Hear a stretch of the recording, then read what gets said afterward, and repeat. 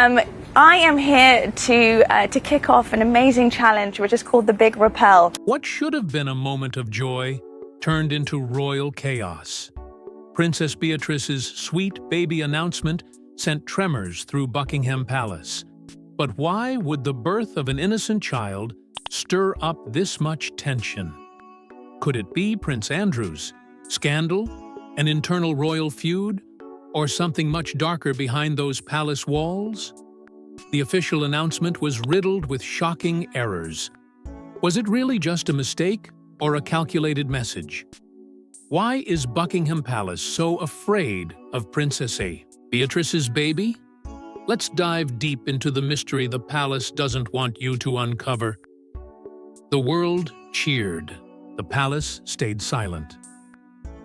On January 22, 2025, the joyous cry of new life echoed through the royal corridors as Princess Beatrice and Edoardo Mapelli Mozzi welcomed their daughter, Athena Elizabeth Rose.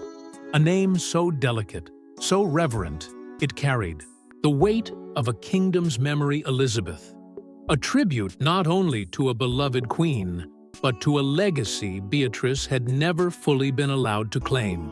Wrapped in a soft pink blanket, the tiny infant was introduced to the world with words drenched in love and humility. "She is tiny and absolutely perfect," Edoardo wrote, his voice filled with warmth and sincerity. The public embraced the IE announcement like a long-lost fairy tale, one of hope, renewal, and affection in a family often seen as cold and distant.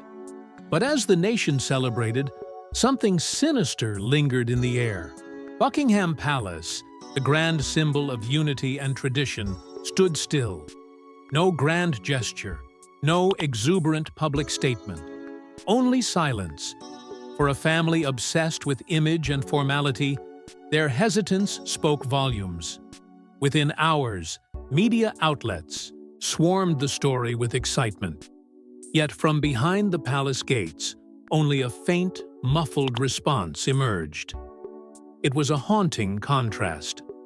When Sienna Elizabeth was born just a few years earlier, the announcement had been brief, formal, efficient, and emotionless. But this time, Beatrice took control of her own narrative.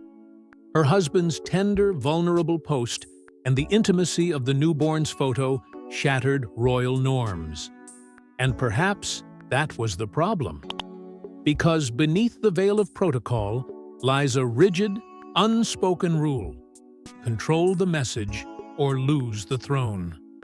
Beatrice's soft rebellion, cloaked in motherly joy, didn't just sidestep the palace's grip, it challenged it. And while the public bathed in the warmth of the moment, insiders began to murmur. Why was the palace so cold? Why so hesitant? This wasn't just about a baby. It was about the message her birth sent about loyalty, lineage, and quiet defiance. Naming her daughter Elizabeth wasn't simply sentimental. It was symbolic. A reminder that Queen Elizabeth's legacy didn't die with her funeral. It was reborn in a new generation. A generation the palace may no longer control. But what truly ignited the storm wasn't the silence itself. It was what followed the moment when the palace finally did speak, and the cracks began to show.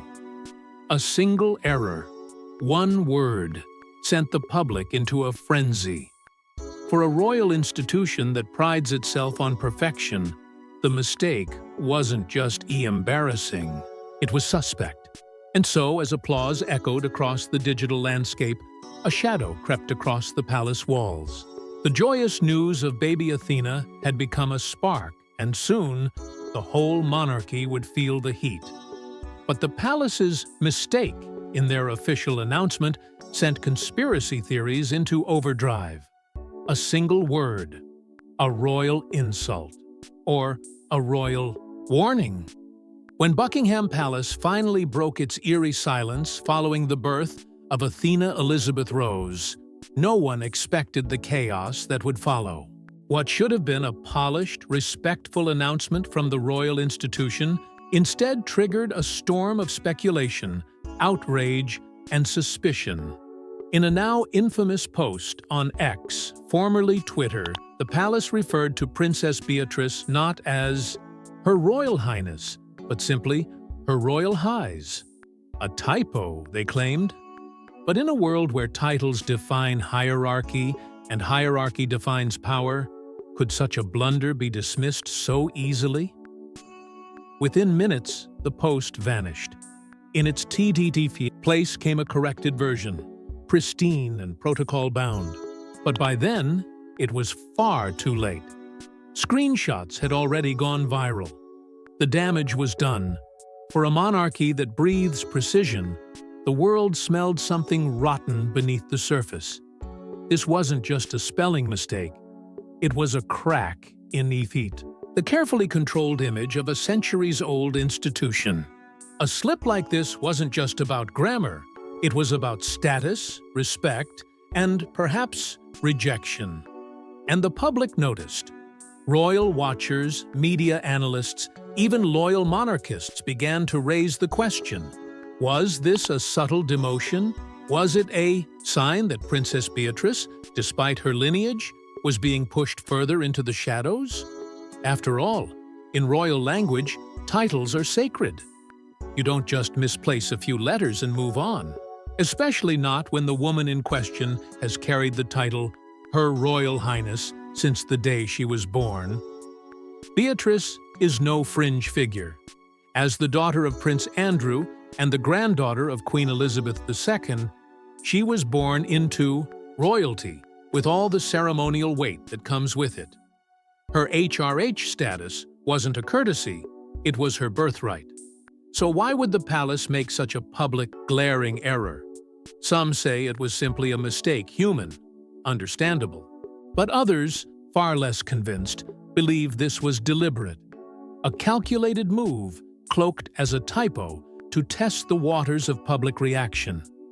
After all, under King Charles's reign, a new doctrine has emerged downsizing the monarchy, stripping away what he deems excessive, costly, or outdated. And among those sidelined are Beatrice and her sister Eugenie, both of whom have quietly but consistently served the public and royal family in unofficial roles.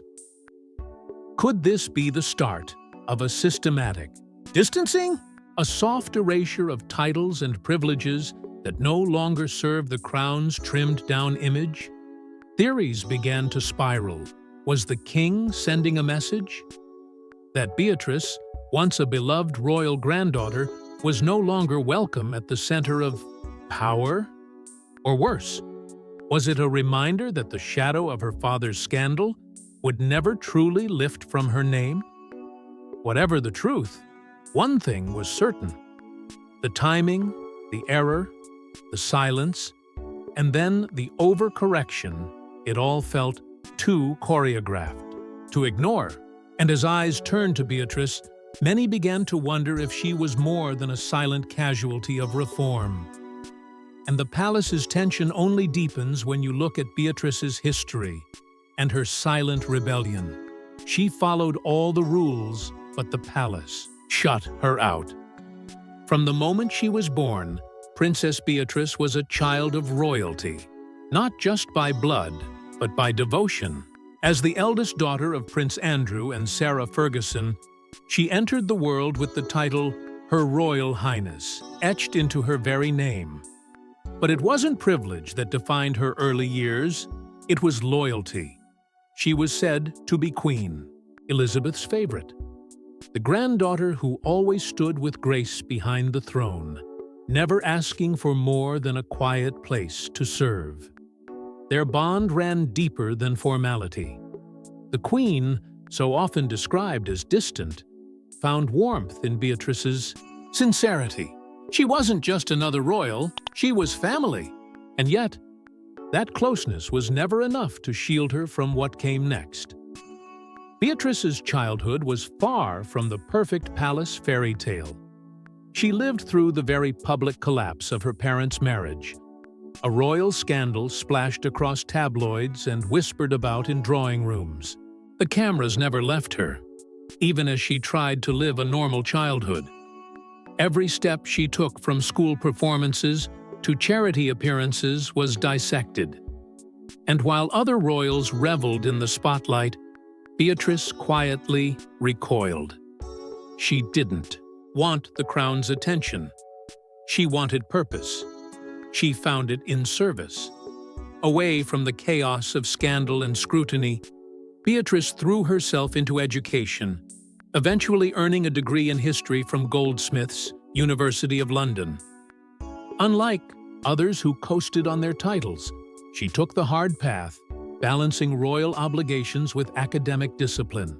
After graduation, she didn't demand a palace office, she rolled up her sleeves. Beatrice volunteered, raised funds, completed the London Marathon, and climbed mountains literally for charity. From working with children's cancer foundations to advocating for educational access, her life became a tapestry of selfless contribution.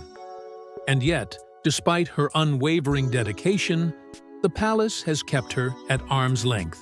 She was never offered a working royal role, no salary, no formal responsibilities. She attends events when summoned, stands where they place her, smiles when expected, yet remains invisible when it truly matters. The palace's silence isn't accidental. It's deliberate. But why? Why does a woman who has shown nothing but loyalty, humility, and compassion continue to be sidelined? Perhaps it's because Beatrice doesn't play the game. She doesn't chase headlines, she doesn't leak stories or command the public's obsession. She lives simply, works hard, and refuses to trade her values for royal favor. In a system that rewards visibility and control, her quiet independence might just be too dangerous. A royal who thrives without the institution's blessing becomes a mirror, and mirrors can be threatening, especially to those who fear what they'll reflect. And perhaps the real reason for that silence lies with her father. No matter what she does, she can't outrun his legacy. The name Prince Andrew was once synonymous with royal duty and military prestige. Today, it conjures something far more disturbing. When the scandal broke his ties to Jeffrey Epstein, the disgraced financier and convicted sex offender, it wasn't just Andrew who fell, it was every name connected to him, every royal face that shared his blood. And none bore the weight more quietly, more painfully, than his eldest daughter, Princess Beatrice. In the eyes of the public, Andrew's downfall was swift and brutal. Stripped of his honorary military titles, forced to step away from public duties, and erased from the very fabric of the royal institution he once represented, his exile was complete. But the ripples didn't stop with him. Behind palace doors, Beatrice's world began to unravel. Her wedding, once expected to be a grand affair, worthy of a royal celebration, was downscaled, delayed, and eventually held in private. No fanfare, no televised procession, no official portraits with her father. In the carefully curated images released to the public, Andrew was missing. Not by accident, by design. Still, Beatrice never denounced him. She never issued a statement. She never gave interviews to distance herself. Her silence wasn't an endorsement, it was a shield. A daughter caught between the man who raised her and the institution that now wanted her to forget him. Her father's sins had become her shadow, one that followed her through every public event, every headline, every royal omission. It wasn't fair. It wasn't just. But it was the reality she was forced to live with. She stood at her wedding wearing the Queen's tiara, a symbol of grace and approval. But behind the scenes, she walked a tightrope, supporting a disgraced parent while trying to protect the life she was building. Her loyalty became a double-edged sword. Too vocal, and she'd be accused of complicity. Too distant, and she'd be painted as heartless. So she said nothing. And in that silence, she bore the weight of a legacy that was no longer hers to control. There are whispers, now quiet ones, dangerous ones, that Beatrice and Eugenie are paying the price for Andrew's downfall. That their exclusion from royal duties isn't just about King Charles's cost-cutting agenda, but a silent punishment passed down for crimes they didn't commit. A palace too afraid to confront its own past finds it easier to erase those who remind them of it. But Beatrice is not her father. She never was. And yet, every door that closes in her face, every title left unspoken, every absence from the balcony tells her otherwise. The sins of the father are not supposed to stain the child, but in the House of Windsor, that's exactly what they've done. But Beatrice isn't just surviving the monarchy's cold shoulder. She's rewriting her royal story. Cut from the palace, but never from purpose. While Buckingham Palace closed its doors on her official title, Princess Beatrice didn't wait for an invitation to matter. Instead of wallowing in rejection, she forged a new identity, one that didn't rely on royal favor or the polished smiles of public duty. In the world of private enterprise, far from the throne rooms and televised parades, Beatrice carved a place for herself, not as a figurehead, but as a force. Behind boardroom doors and digital strategy plans, she became a woman of action, vice president of partnerships and strategy at a cutting-edge tech firm, proving that her intellect ran far deeper than royal bloodlines ever acknowledged. While others clung to titles, she chose transformation. Her net worth, estimated in the millions, wasn't built on inherited luxury. It was earned through grit, long hours, and a relentless desire to define herself on her own terms. She wasn't sitting back, waiting to be noticed. She was building, strategizing, and leading. But her ambitions weren't just corporate. Beatrice's passion for service remained unshaken. She became a board member at the Outward Bound Trust, giving underserved youth the tools to discover strength in the wild. She partnered with the Teenage Cancer Trust, using her platform not for personal gain, but to spotlight those whose voices went unheard. And when symbolic gestures weren't enough, she took on real physical challenges. Beatrice didn't just talk about change, she ran straight into it. She became the first member of the British royal family to complete the London Marathon, a feat that tested not only her endurance, but her commitment. Then came Mount Blanc, then Everest. These were not vacations, they were statements. Each climb, each step, was a message to the world and perhaps to the palace that underestimated her. You didn't define me. You only freed me. In an era where royalty often equals ceremonial appearance, Beatrice became something else, entirely a modern royal in exile, using innovation and activism as her scepter. Her image, once bound tightly to palace protocols, now stands for something more powerful: resilience. Her charity work has reached across continents. From raising funds for eye surgeries in Bhutan to building literacy programs for struggling children, she has proven time and again that she is more than just a royal. Footnote: she is not the face they parade across the balcony, but she is the name behind movements that change lives. While the monarchy debates tradition and optics, Beatrice is already writing the future with action, not approval. And the world has begun to notice. The girl once dismissed as secondary now stands as a symbol of modern royalty, grounded, passionate, and unshakably driven. And in her new world beyond the palace gates, she's building a royal family of her own. She didn't marry a prince, but she built a fairy tale anyway. In a royal family where tradition dictates everything from the shoes you wear to the person you love, Princess Beatrice did the unthinkable. She chose happiness over headlines and authenticity over spectacle. In July 2020, she married Edoardo Mapelli Mozzi, a property developer with noble Italian roots and a quiet strength that perfectly matched her own. There were no trumpets, no global broadcasts, no overflowing crowds outside the gates. Instead, there was simplicity, stillness, and sincerity. A ceremony so stripped down from royal expectation that it felt almost rebellious, held in Windsor with only a handful of guests, including Queen Elizabeth and Prince Philip. Beatrice's wedding wasn't just a marriage, it was a statement.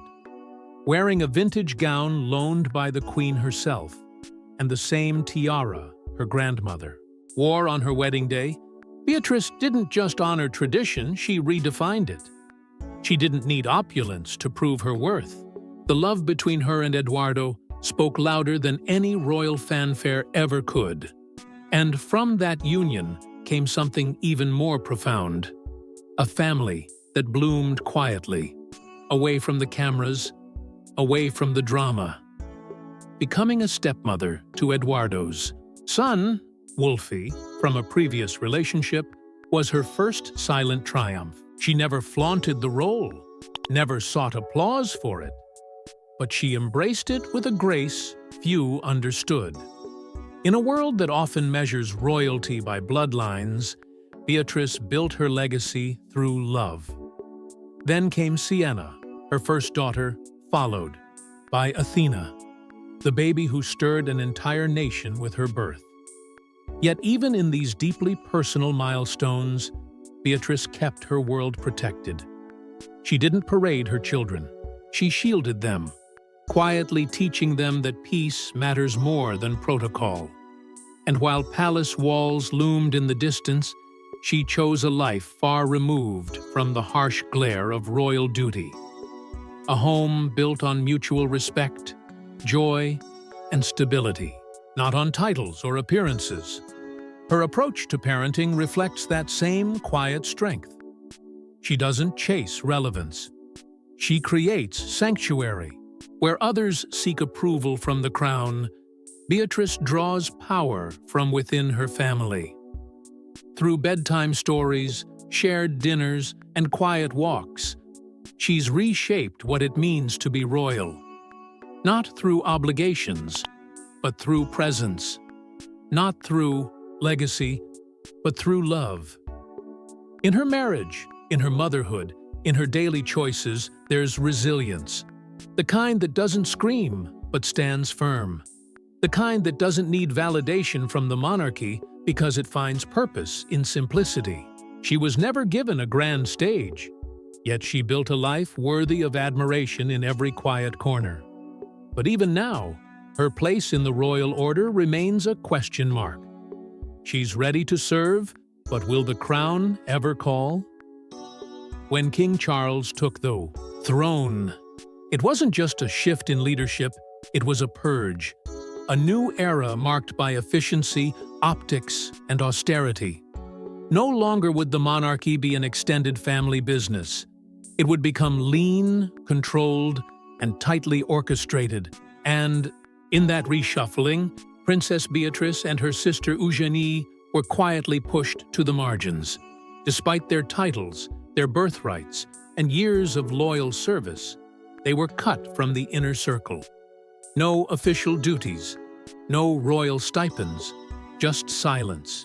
The justification? Downsizing. A monarchy on a budget. But to many, it felt personal. Even now, with the royal family stretched thinner than ever, especially amid Princess Catherine's ongoing health absence, there's been no indication that the king plans to reconsider. No offer. No invitation. Not even a whisper of opportunity. The monarchy, once rooted in legacy, now appears gripped by caution. Charles's refusal to reinstate or repurpose Beatrice speaks volumes. In a time when fresh energy and public goodwill are badly needed, her continued exclusion feels deliberate, strategic, cold. And yet, Outside the palace walls, the people haven't forgotten her. On social media, in opinion polls, in the quiet nods of respect she receives at every charitable appearance, Beatrice is winning hearts. Her low-profile lifestyle, her authentic approach to motherhood, and her tireless service without expectation have made her more relatable than many still inside the palace spotlight. She's not clinging to relevance. She's earning it, quietly and consistently.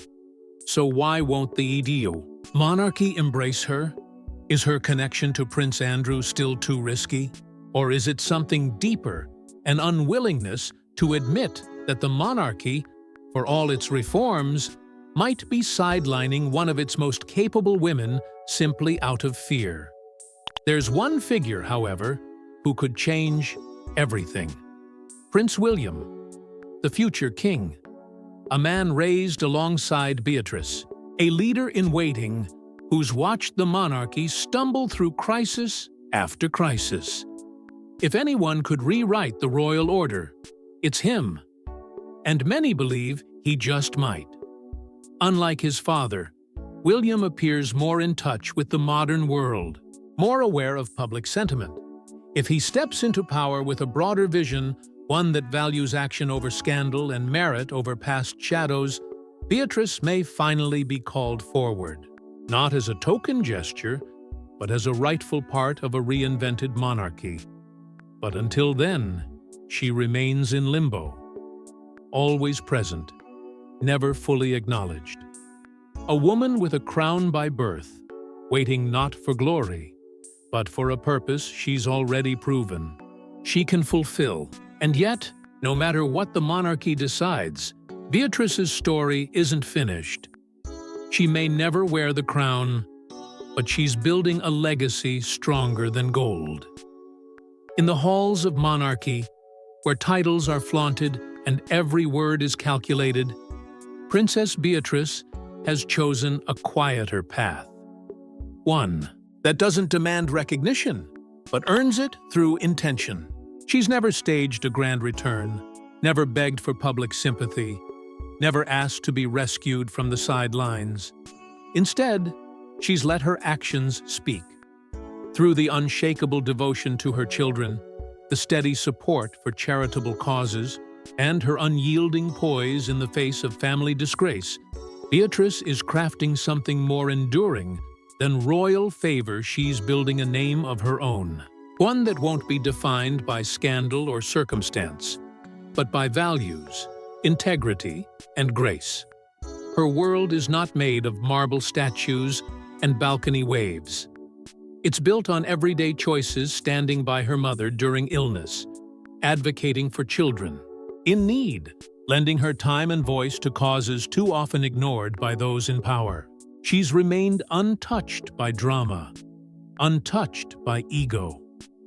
While her father's name stirred chaos and the palace's silence echoed louder than applause, Beatrice never lost herself. She endured with quiet strength. She chose not to fight fire with fire, but to rise above it entirely. In doing so, she's gained something Buckingham can't control: public affection. The kind that can't be forced or rehearsed. It's grown slowly, like trust. She's relatable, not because she tried to be, but because she is. She falters, she adjusts, she protects her peace, and she loves without spectacle. Her legacy, though still unfolding, is already leaving a mark not in golden portraits, but in the lives she's touched. And when asked what truly matters, she didn't speak of titles or privilege. She said 3 words that carry more power than any royal decree: family is everything. It's that principle that shapes her every step, even when the crown looks the other way. Because while others chase tradition, Beatrice is quietly becoming a symbol of the future, a new kind of royal who doesn't need a throne to lead or a scepter to inspire. As Buckingham stays silent, the people are listening louder than ever. Share your thoughts in the comments section. Don't forget to like and subscribe. and we will see you in the next one.